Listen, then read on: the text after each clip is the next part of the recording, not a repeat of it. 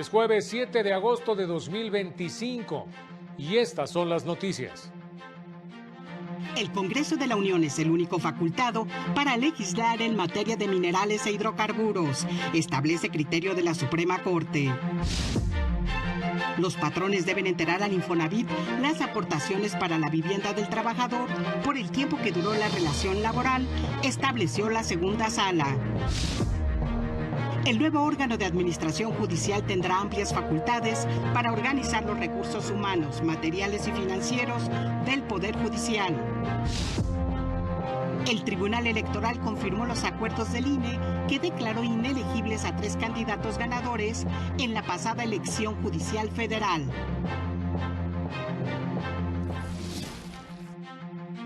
Hola, ¿qué tal? ¿Cómo le va? Qué gusto saludarle. Muy buenas tardes, bienvenido, bienvenida a la información jurídica más importante. Soy Oscar González y a nombre de este equipo de trabajo les saludamos con mucho gusto Eusiri Rostro en la interpretación en lengua de señas mexicana. Vámonos con todas las noticias.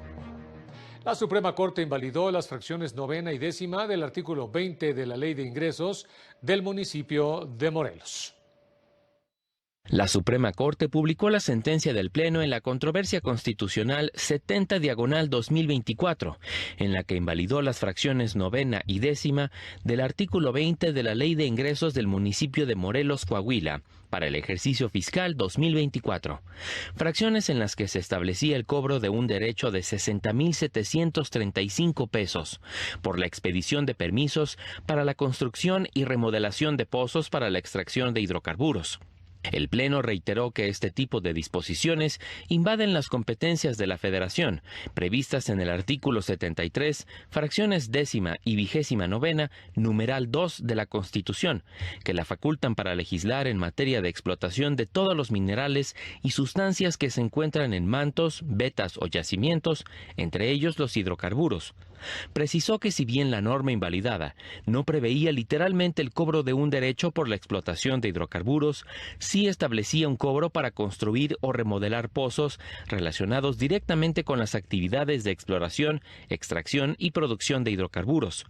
El Pleno exhortó al Congreso de Coahuila para que, en lo futuro, se abstenga de expedir normas que contengan el mismo vicio de inconstitucionalidad. Con información de José Luis Guerra García para el canal del Poder Judicial de la Federación. La primera sala de la Corte determinó que una persona imputada no puede renunciar a los exámenes previstos en el Manual de Protocolo de Estambul, si no ha sido previamente informada de manera clara y accesible sobre los alcances de dicha decisión. La sala explicó que el derecho a una defensa adecuada y la prohibición de la tortura están estrechamente vinculados, por lo que una renuncia a los exámenes de dicho protocolo solo puede considerarse válida si el consentimiento fue otorgado de manera libre, genuina e informada. En consecuencia, si durante un juicio de amparo se advierte una posible deficiencia en el ejercicio del derecho a la defensa y al mismo tiempo existe constancia de la renuncia a dichos exámenes u otros que pudieran acreditar actos de tortura, la persona juzgadora deberá analizar ambos elementos de manera conjunta para determinar si la renuncia fue consecuencia de una asesoría legal inadecuada. Recordó que dicho protocolo fija directrices para investigar y documentar casos de tortura mediante exámenes médicos, psicológicos y legales, con el fin de que la información pueda ser utilizada en procesos judiciales o de rendición de cuentas. La segunda sala de la Corte ha emitido criterios que protegen los derechos laborales de los trabajadores, entre ellos a la vivienda. Al resolver una contradicción de criterios, precisamente estableció que cuando en un juicio laboral queda acreditado que el patrón omitió el pago de las aportaciones al Infonavit, la Junta debe condenar precisamente al patrón a que las entere por el tiempo que duró la relación laboral, aunque ya no exista el nexo.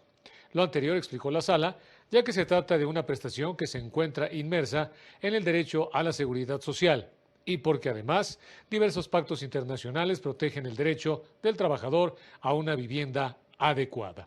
Beneficio que los patrones deben garantizar mediante aportaciones al Infonavit con el fin de que el trabajador pueda acceder a financiamiento accesible para adquirir una vivienda. El patrón está obligado a afiliar al trabajador al Infonavit y a realizar las aportaciones que marca la ley.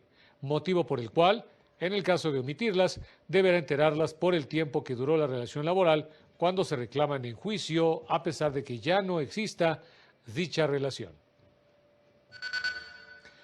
Fue destacado el trabajo que llevan a cabo en el país las personas defensoras de los derechos humanos, sobre todo frente a escenarios de riesgo.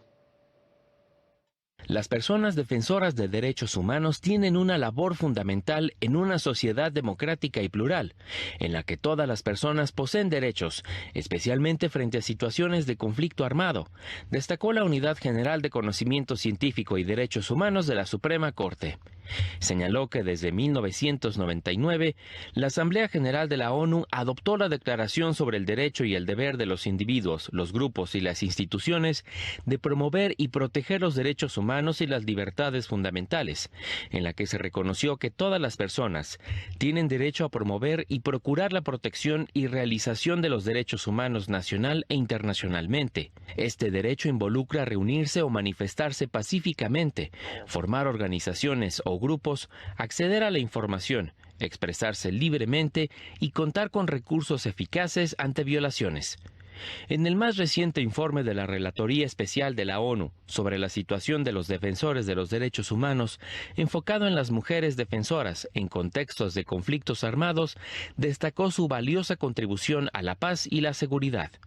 También resaltó otras aportaciones importantes, tales como la prestación de servicios como asesorías, apoyo psicosocial, distribución de productos sanitarios y capital para negocios postconflicto, así como la documentación y denuncia de violaciones a derechos humanos, el desarrollo de estrategias para mitigar las formas de opresión que enfrentan en ese contexto y la creación de vínculos y mediación entre autoridades, sociedad civil y grupos beligerantes. Para el canal del Poder Judicial de la Federación, Jesús Daza. Y está disponible en Spotify y YouTube la nueva entrega del podcast del Consejo de la Judicatura Federal Te Escuchamos, que cuenta con la participación del investigador del CIDE, José Roldán Chopa, quien explica los retos que tendrá el nuevo órgano de administración judicial. Va a tener cambios. No solamente en la división de lo que antes hacía totalmente el Consejo de la Judicatura Federal, sino que ahora el órgano de administración judicial va a administrar no solamente lo que corresponde a los jueces y a los magistrados de circuito, sino también lo que hacía en buena parte la Corte y lo que hacía también el Tribunal Electoral. Entonces va a ampliar enormemente su campo de acción. Detalló que al igual que el Consejo de la Judicatura Federal, este nuevo órgano funcionará a través de comisiones que se encargarán de distintas áreas de la judicatura. Lo que vamos a tener ahora es algo similar. Tendríamos un conjunto de consejeros del órgano de administración judicial que van a desempeñar todas estas funciones administrativas y que, tiene razón, normalmente no se ven, pero que son muy necesarias.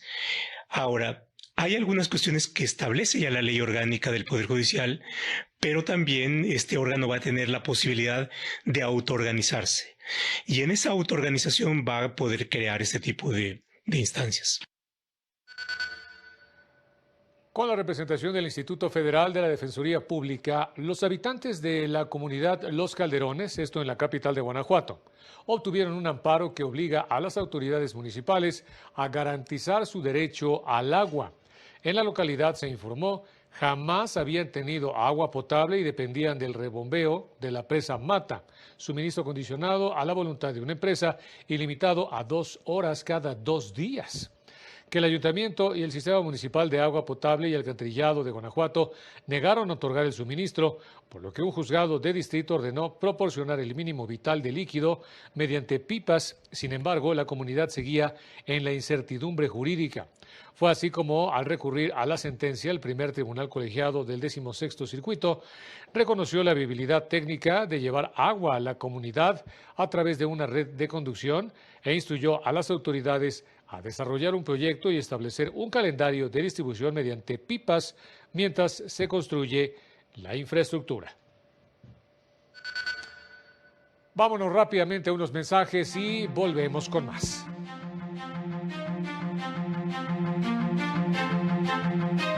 Al la sociedad civil demandan a la Corte abordar el tema de la prisión preventiva oficiosa.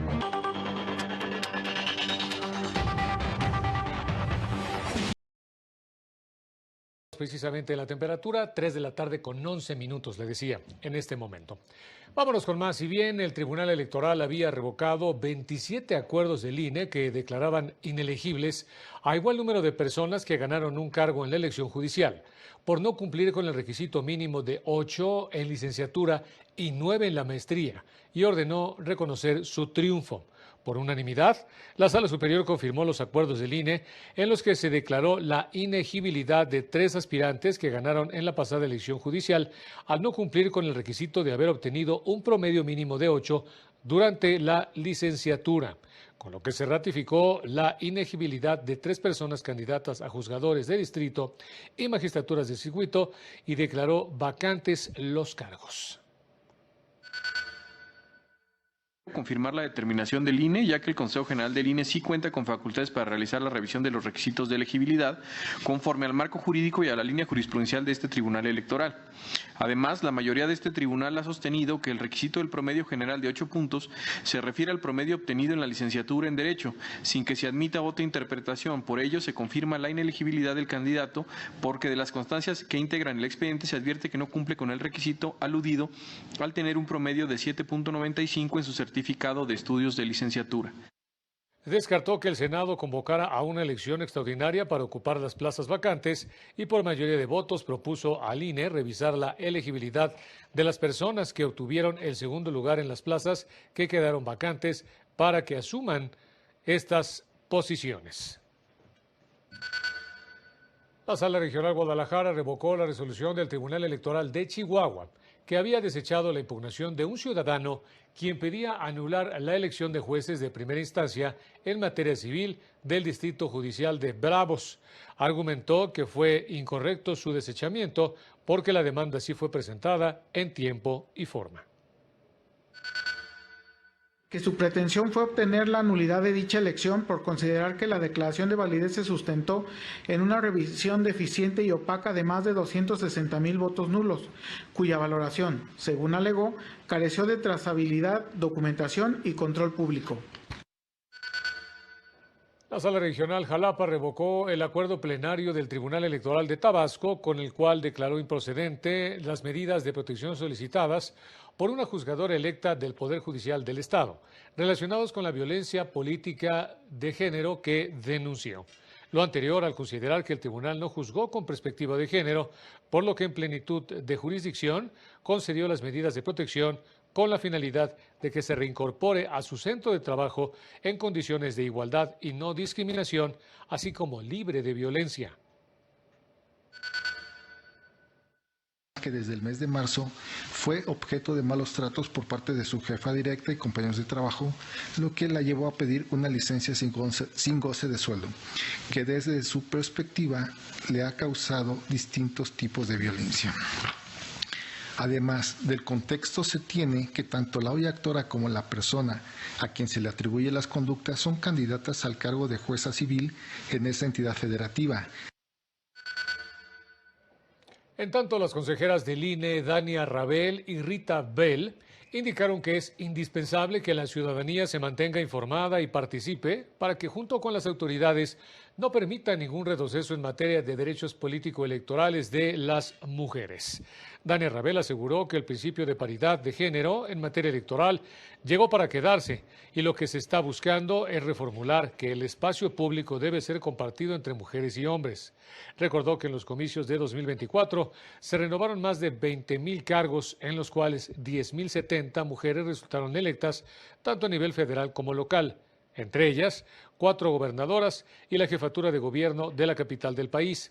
563 para diputaciones locales, 8,966 para integrar ayuntamientos y 537 presidentas municipales.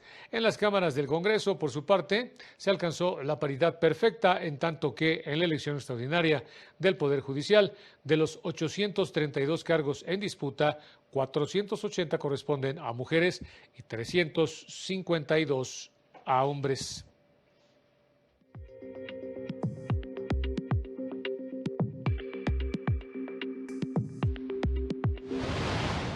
El Poder Judicial de Veracruz inauguró la Ciudad Judicial de Orizaba, la más grande en la entidad, que brindará servicio a 15 municipios de la región a través de los juzgados de proceso y procedimiento penal oral, el juzgado segundo de primera instancia y los juzgados cuarto y sexto especializados en materia familiar.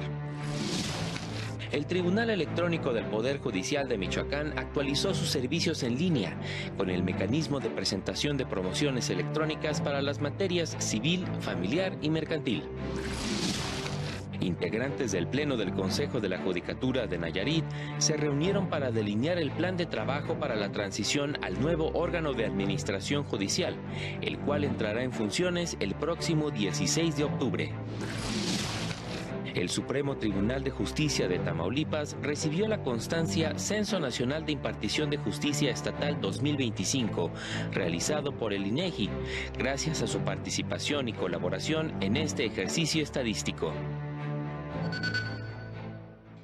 El segundo tribunal colegiado en materia penal del Sexto Circuito determinó que el delito de robo de infante no es una modalidad del delito de secuestro, por lo que no se encuentra en el catálogo de ilícitos en los que procede la prisión preventiva oficiosa. Explicó que con la entrada en vigor de la Ley General para prevenir y sancionar los delitos en materia de secuestro, dicho tipo penal quedó regulado en este ordenamiento y no en los códigos penales de las entidades federativas. El tipo penal de robo de infante previsto en el artículo 304 del Código Penal del Estado de Puebla no es una modalidad del delito de secuestro, por lo que no se encuentra en el catálogo de delitos en los que procede precisamente la medida cautelar de prisión preventiva oficiosa. Indicó que el legislador, en los artículos 19 de la Constitución y 167 del Código Nacional de Procedimientos Penales, precisó de manera limitada y expresa las conductas delictivas en las que procede dicha medida cautelar, misma que por su grave afectación a la libertad personal siempre debe ser excepcional. El juzgador no puede imponer respeto de conductas o pronunciarse respecto a estas conductas no previstas en dicho catálogo.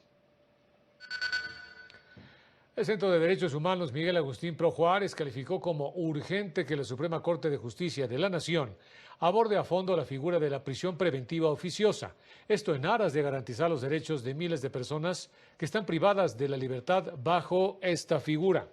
Destacó el proyecto presentado por la ministra Ana Margarita Ríos Farjat en la acción de inconstitucionalidad 49, diagonal 2021, que propone una interpretación armónica con los derechos humanos consagrados en la Carta Magna y en los tratados internacionales en la materia. Reconoce que la prisión preventiva oficiosa es inconvencional, lo que abriría a debate su imposición en los casos que prevé la Constitución, haciendo un análisis adecuado caso por caso.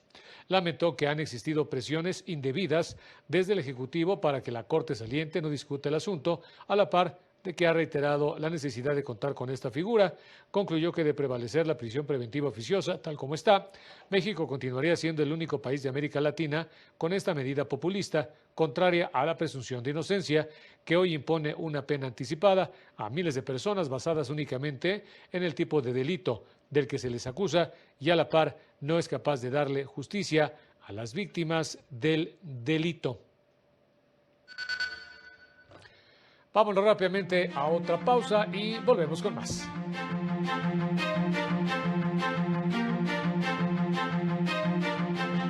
Más adelante, Naciones Unidas condena ataques contra la Corte Constitucional de Ecuador.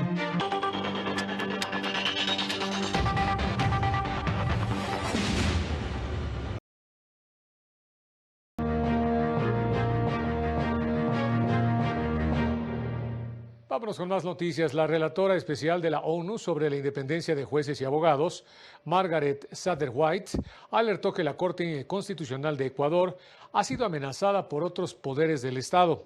Lo anterior, luego de que determinara precisamente suspender provisionalmente diversas disposiciones que autorizaban la recopilación de inteligencia sin aprobación judicial previa, así como reformas dirigidas al financiamiento político ilícito y la justicia tributaria, las cuales fueron aprobadas, se indicó, bajo la justificación de urgencia económica y seguridad nacional. Detalló que por una parte, una ministra de gobierno acusó a la Corte de socavar la democracia y empoderar a grupos criminales, calificando el fallo como un desafío a la voluntad popular y una amenaza a la seguridad pública. Mientras que otros funcionarios públicos también propusieron un referéndum para permitir el juicio político de los jueces constitucionales. Incluso el presidente Daniel Noboa convocó a una movilización contra la Corte Constitucional, a la cual dijo que asistirá. Según el derecho internacional y los estándares de derechos humanos, se indica, los jueces deben estar libres de presiones políticas o represalias porque la autoridad de los jueces proviene de su papel como garantes del orden constitucional, incluida la protección frente a abusos por parte de las mayorías. Investigadores y académicos criticaron la política migratoria del presidente de Estados Unidos y lo contraproducente que esto puede ser. Si bien la política arancelaria del presidente Donald Trump busca reindustrializar Estados Unidos, su política contra las personas migrantes plantea una contradicción, pues diversos sectores económicos requieren de la fuerza laboral de este sector, señalaron durante un seminario en el Colegio de la Frontera Norte. Afirmaron que la política de deportación masiva choca con los intereses de los empresarios en Estados Unidos. Y entonces, ¿quién va a ir a cosechar? ¿Quién va a ir a sembrar? ¿Quién va a ir a trabajar las tierras? Dado que, y eso queda clarísimo, la población de Estados Unidos no hace ese tipo de trabajos. Entonces, eso ya metió en una contradicción al propio gobierno de Donald Trump, porque por un lado tienen que garantizar que los alimentos se produzcan, se cosechen, se lleven, digamos, del campo a la ciudad, y la población que hace este trabajo la está deportando. Indicaron que esto va a llevar a que necesariamente se deba reestructurar la política migratoria de los Estados Unidos, pues la actual resulta poco funcional para la acumulación de capital en ese país. Revelaron que aproximadamente más de 70,000 personas cruzan cada día la frontera entre Estados Unidos y México, principalmente vinculadas a la fuerza laboral. ¿Qué significa eso? Significa cadenas, en este caso, de valor, cadenas que sin duda algunas son muy importantes y que en un contexto de restricciones o de dinámicas o de polarización, pues este tipo de dinámicas no creo que se vayan a disminuir. Según los datos compartidos en el seminario, 2,000 personas están siendo deportadas cada semana desde Estados Unidos a sus países de origen, incluido México. Para el canal del Poder Judicial de la Federación, Lorena Sánchez Cabrera. Ante el reciente hallazgo de una nueva fosa clandestina en Guanajuato, en el que se encontraron 32 cuerpos, de los cuales solo 15 han sido identificados, Amnistía Internacional se sumó al llamado urgente del colectivo hasta encontrarlos para exigir verdad, justicia y garantías para quienes buscan. Señaló en este sentido que las familias tienen derecho a participar activamente en las búsquedas y a ser protegidos por el Estado. Demandó a las autoridades transparencia total sobre los hallazgos, que las familias puedan observar y acompañar en los procesos. Llaman a las autoridades del Estado a reconocer el trabajo de las mujeres buscadoras como defensoras de derechos humanos, garantizar su seguridad frente a amenazas y ataques, evitar la revictimización de las familias y actuar con verdad, justicia y dignidad. Fíjese que en México, aunque los hogares cuentan con más recursos, destinan menos dinero a actividades o servicios que detonan movilidad social o bienestar a largo plazo. Esto según un estudio del Instituto Mexicano para la Competitividad del INCO. El ingreso de los hogares aumentó 10.6% entre 2022 y 2024 y 36.4% en los hogares más pobres. Sin embargo, las familias de menores ingresos no están invirtiendo más en educación. De acuerdo con el INCO, la educación se convierte en un bien de lujo, que se consume más solo cuando aumenta significativamente los ingresos, comportamiento que se refleja en una desigualdad persistente, porque mientras los hogares de los ingresos más altos gastan hasta 20,376 pesos al trimestre en educación, los de ingresos más bajos apenas destinan 2,888 pesos. Y hablando de estos temas, comer al menos una vez al día fue un privilegio que no siempre fue posible para 2,300 millones de personas en el mundo en 2024, que representan el 28% de la población global, de acuerdo con un informe de la Organización de las Naciones Unidas para la Alimentación y la Agricultura. África sigue siendo la región con mayor crisis de inseguridad alimentaria, donde el 58.9% de su población se encuentra en esta condición. Le siguen América Latina y el Caribe con el 25.2% y Asia con 23.3%. Ambas regiones con ligeras mejoras tras la inflación alimentaria de 2022. Lamentó que el acceso a alimentos sigue comprometido en varias partes del mundo por factores estructurales tales como conflictos armados y crisis geopolíticas que interrumpen las cadenas de suministro, el cambio climático que reduce las cosechas y la disponibilidad de agua, así como la pérdida de biodiversidad y sistemas agrícolas frágiles. Y ya nos vamos, como siempre, muchas gracias por haber estado con nosotros. Manténgase pendiente de esta señal. Soy Oscar González. Nos vemos en la próxima.